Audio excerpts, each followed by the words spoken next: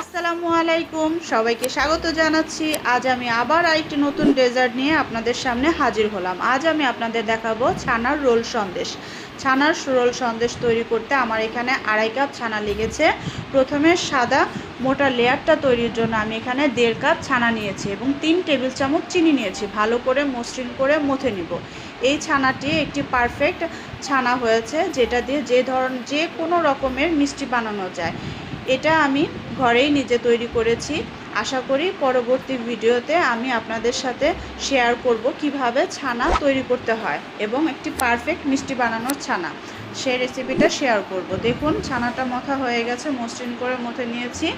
এবার একটি প্যানে ছানা এবং condensed milk, 1/2 cup condensed milk নিয়েছি, এখানে আমি দিয়ে দিলাম। যখন পাতলা হয়ে আসছে আমি চুলার আঁচ মিডিয়াম টু লো ফ্লেমে রেখেছি এবং 7-8 মিনিট এটাকে এভাবে নাড়তে থাকবো যেন নিচে লেগে না যায়। যখন এই পর্যায়ে ঘন হয়ে আসবে তখন নামিয়ে হালকা একটু ঠান্ডা করে একটি পলির উপরে বিছিয়ে দিব। আপনাদের কাছে যদি ফয়েল পেপার বা র্যাপার থাকে সেটার উপরেও নিয়ে নিতে পারেন।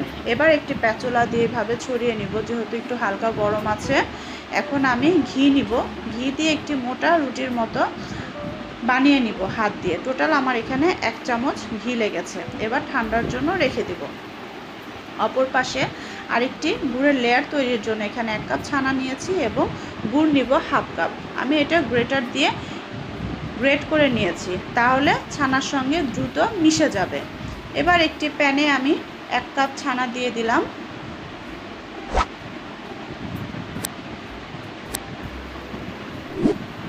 এবং 1/2 কাপ গুড় দিয়ে দিব।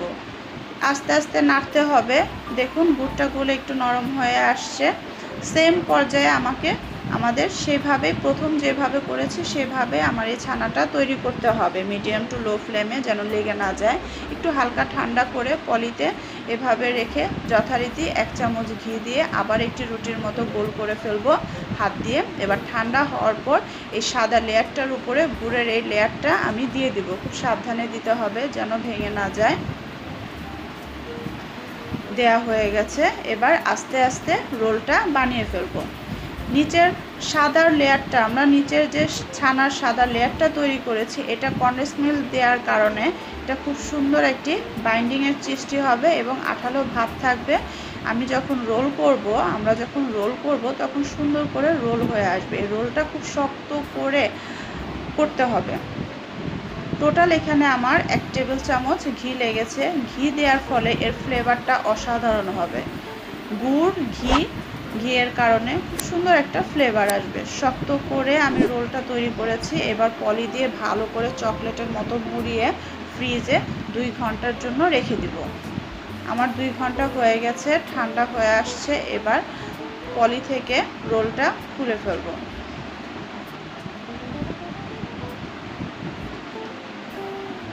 ফ্রিজে রাখাতে কি সুন্দর দেখুন শক্ত সেট হয়ে গেছে। এবার ছুরি দিয়ে পিস পিস করে কাটবো।